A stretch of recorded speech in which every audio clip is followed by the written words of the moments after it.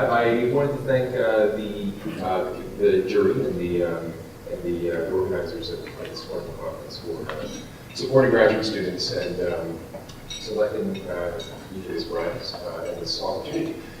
I was delighted to find out one of the rewards for this that came with this selection was finding out that my session would be moved from 2:30 to 8:30 in the morning. So, but all kidding aside, that was a great, wonderful honor to have to be a part of opening this, the official part of this conference. And I want to thank everyone again for allowing me to be part of this.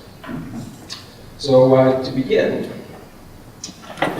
we're going to talk about the place of other animals in education. So the place of other animals in education is one of the most significant issues for multi-species scholars because it has a foundational influence on how young people learn to think about other species. So how are animals integrated into curriculum and educational practices? The answer to this question is the answers to this question are entangled within larger social and economic contexts. For anyone concerned with animals' well-being, the answers to these questions are also anything but reassuring. Education's primary but mostly unspoken mission is the cultivation of human and economic subjects. Moreover, subjectivity itself is conventionally defined through the exclusion of abject others. Indeed, Judith Butler pointed out, sorry, there we go, now that I have that figured out, I can move on to this. Judith Butler has argued that exclusion is indeed the primary means of through which subjectivity is determined. In the simplest terms, we could say then that we are defined by what we are not. Now, this exclusionary logic is embedded in Western educational practices, contributing to what Helena Peterson has called the educational silencing of animals. Animals may be present in education, physically, that is, in the biology lab, or even representationally as characters in the books taught to students, which is the primary subject we're going to talk about today. However, animals are invariably reduced in these capacities to the status of manipulable objects, objects that are drained of any authentic subjectivity.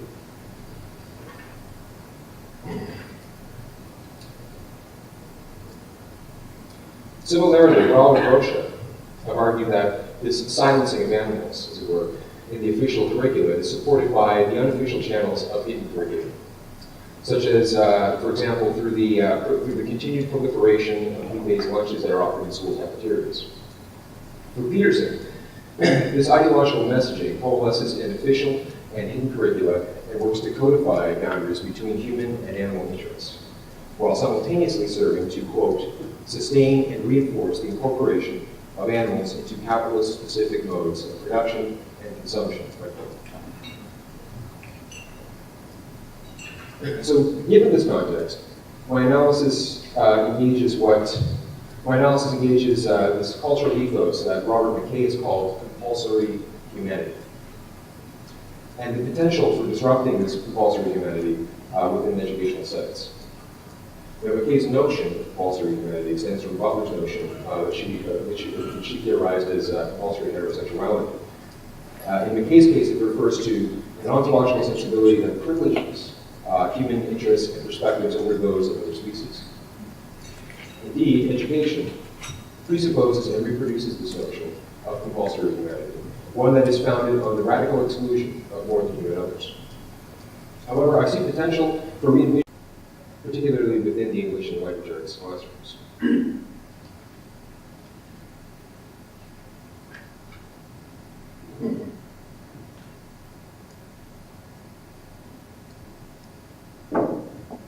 So this audience, of course, is very familiar with the post-human animal terms in the academy. But these developments, in addition to that, these developments have complemented deeper scholarly engagements with indigenous knowledge and cosmologies as well, which notably are increasingly being recognized as the ontological forebearers of the broader, more than human term settler colonial spheres. At the same time, although insufficient, there are signs that our myopic anthropocentric frame is being somewhat disrupted, including within the realm of popular culture. itself a site of informal learning. For example, blockbuster films like the recent Planet of the Apes trilogy and even the current Jurassic Park reboot explores the ethical limits of human supremacy, as well as unsettling the hypocritical notions of human paternalism. And yet, sites of formal primary and secondary education remain very much behind the socio-cultural and academic trends. References to animals largely remain in science classes, with a view to approaching animals taxonomically, most conspicuously, of course, within biology classes. Whether incorporated physically or virtually, whether incorporated physically or virtually, the animal carcass within the biology classroom becomes simply an object to be mastered in the pursuit of human understanding. The fact that animals often have to be killed in order to perpetuate this process typically goes unexamined.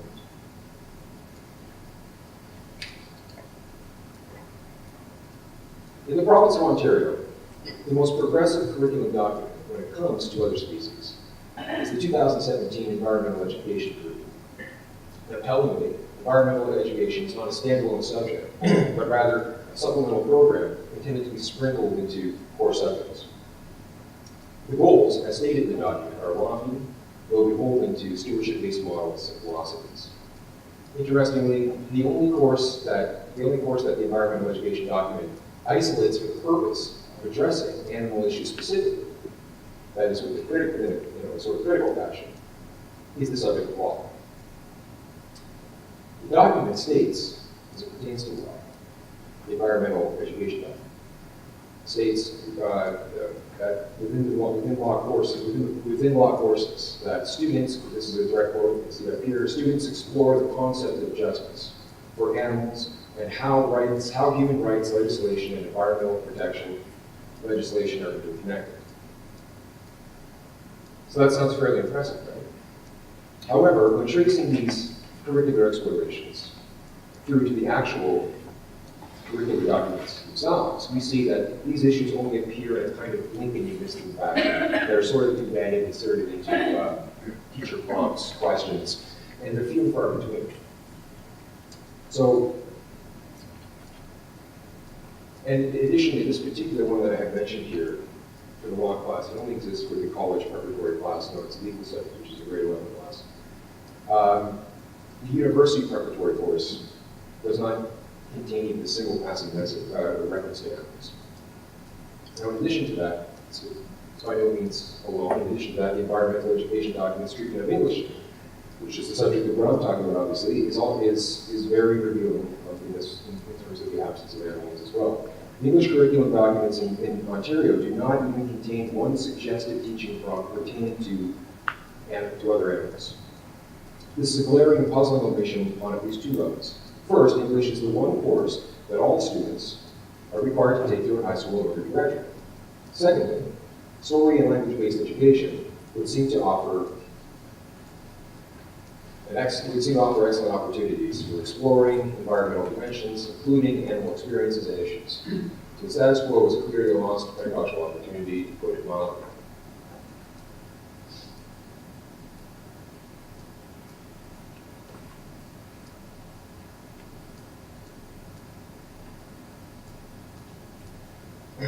This is not to say that animals do not figure into English classes at all. Most people were exposed to animal stories of one kind or another. In other words, animals are incorporated in English classrooms, albeit on a sliding anthropomorphic scale, that become ever more abstract as the grades progress. As students get older, they are trained to disregard the animal context of animal representations by interpreting them through the frame of symbolic output. This framing requires pedagogical intervention to direct students' attention from the animals and animal dimensions at the surface of the story to the more important human-centric allegory beneath the surface. To better understand this process, I see value in enlisting an adaptive literary scholar, Kenneth Burke's concept of deterministic screens. Deterministic screens channel readers' attention along and into culturally coherent lines. In this way, deterministic screens can be seen as an aesthetic complement to E.B. Thompson's notion of ideological blinders. That is, that alternatives are not erased, we are simply encouraged to look elsewhere. The cultural and ideological factors informing what I call the anthro-allegorical deterministic screen instructs us to read animals purely as symbolic objects. We see the outer shell of the animal form in our stories, while perversely denying animals any subjectivity. The animal form in the story is a ghostly avatar, one that stands in for an ideologically intelligible human subjectivity.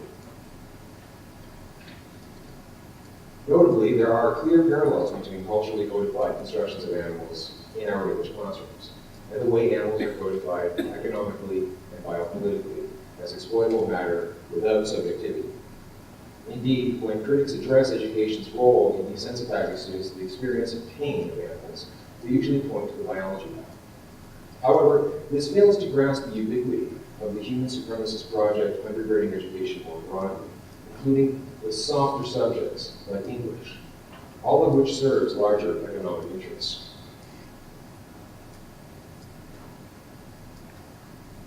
Nicole Schumann argues that postmodern capitalism is deeply invested in obfuscating the system's dependency on converting animals into commodities.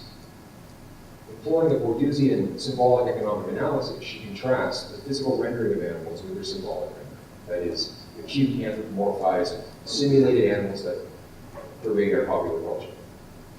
She argues that these two phenomena are mutually reinforcing, as our culture's Disneyfied avatars offer a spectral alibi that obfuscates the system's physical rendering of animals.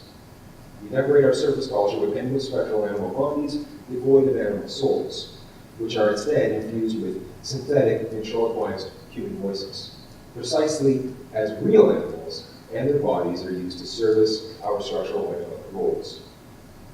I argue that literary education plays a significant role in these processes and prepares young people to conceive of animals as spectral slaves to instrumental purposes.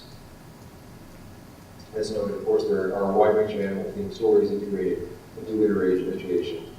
But for today's purposes, I will focus on the most iconic and enduring of the animal-themed texts, Animal Farm.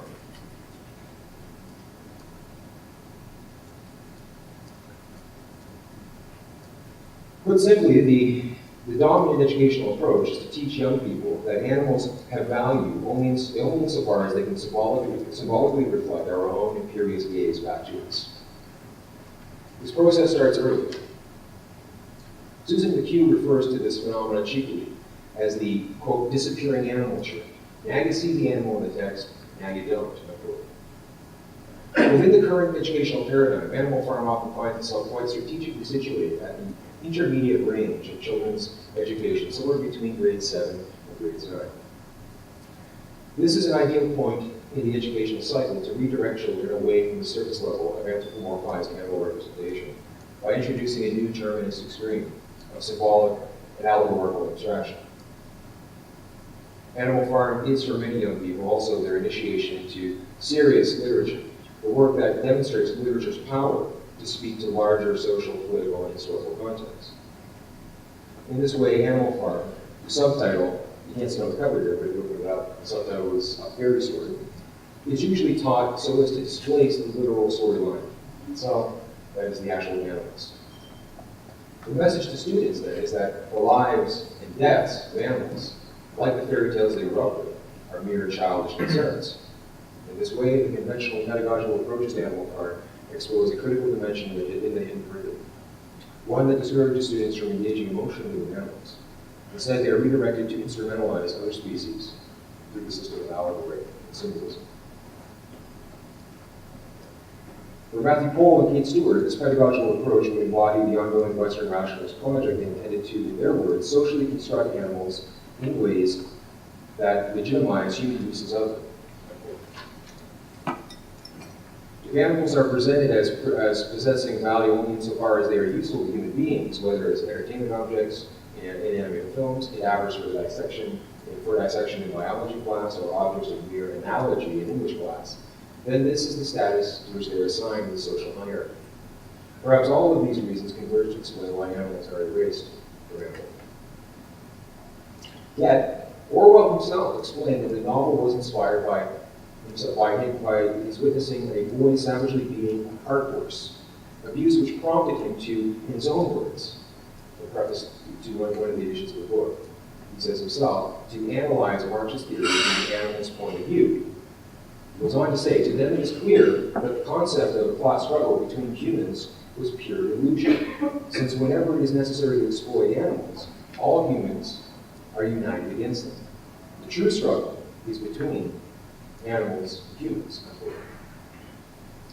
As McHugh notes the fact that this declaration seems to have been for so long ignored, it says a lot about how scholars and pedagogues alike learn how to read animals in and around culturally inscribed disciplinary structures.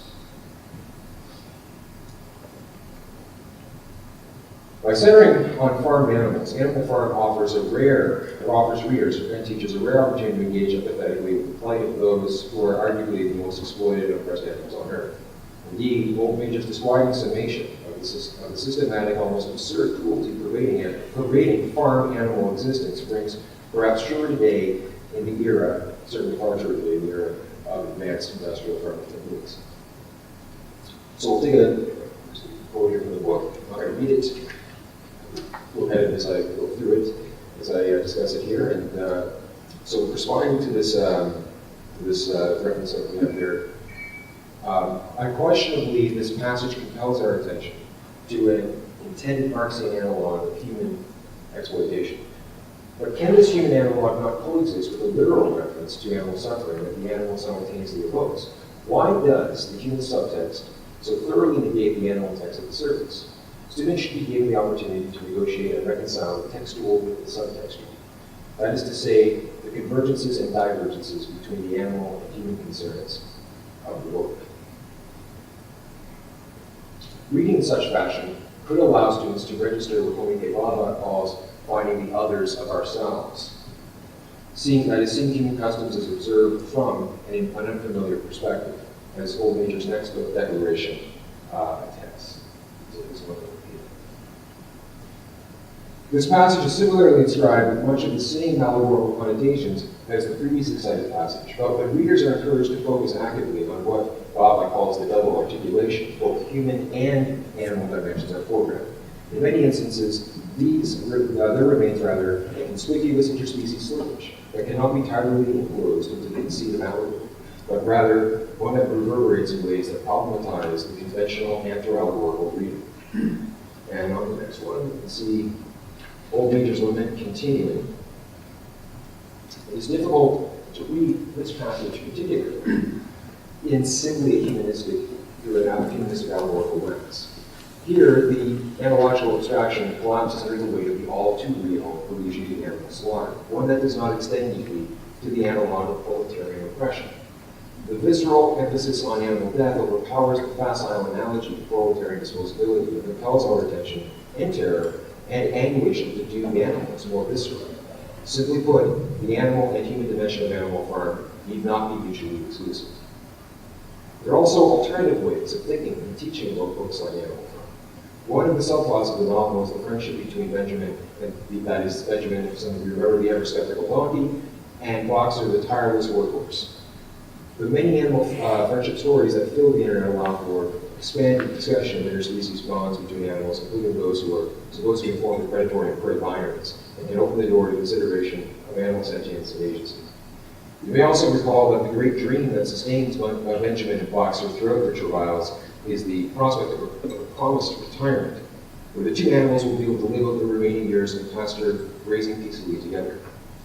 Alas, one of the great tragedies of the novel is that this oft-deferred dream never comes to be realized. Boxer was literally worked to death, and Benjamin got forced to carry on as an object of exploitation. In my experience, students often find this an emotionally devastating experience, and this affective response can be used as a springboard for confronting the tensions inherent in instrumentality.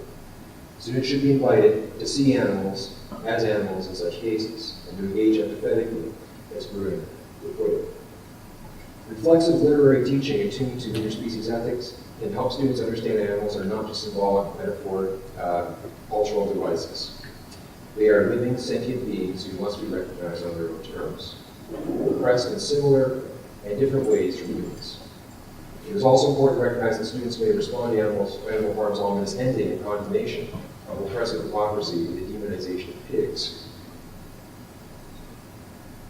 It is thus incumbent on on educators to introduce students to real pigs, perhaps through the social media star Esther the Wonder Pig, for instance, or through other facts about real pigs. It is essential that students do not walk away transferring their anger at the pig characters in the books to real pigs. They're also sympathetic pig characters as well. Their attention can also be drawn to. This very brief discussion of Animal Farm has only begun to identify ways that educational practice can be remade with an eye to other species and animal subjectivity. How do we confront the ontological foundations of compulsory humanity so deeply embedded in the educational system? Doing so will ultimately require a reconceptualization of education, one that shifts our recognition of subjectivity beyond deep anthropocentrism. Such a shift would require a commitment to a more than human membership of linked and intersecting subjectivities based on the ethos of radical inclusion, alongside recognition of animal subjectivity and significance, irrespective of any human interconnection. Finally, the good news is that a growing number of emerging and aspiring English teachers have and will continue to be influenced by the aforementioned animal turns within the academy, which are, of course, increasingly prevalent in most of their studies, and that some students are beginning to challenge their teachers as well on animal issues. In other words, this process is about both structure and agency. Expanding English reading selections beyond the exclusively human domain, and including animal representations beyond the merely anthropomorphic will offer students the opportunity to consider subjectivities beyond their own species. This, in turn, presents an opportunity for students to take seriously the experiences of other animals. Those animals with whom we share this fragile ecosystem, with whom we live in such delicate balance, and to whom we owe so much more. Thank you very much.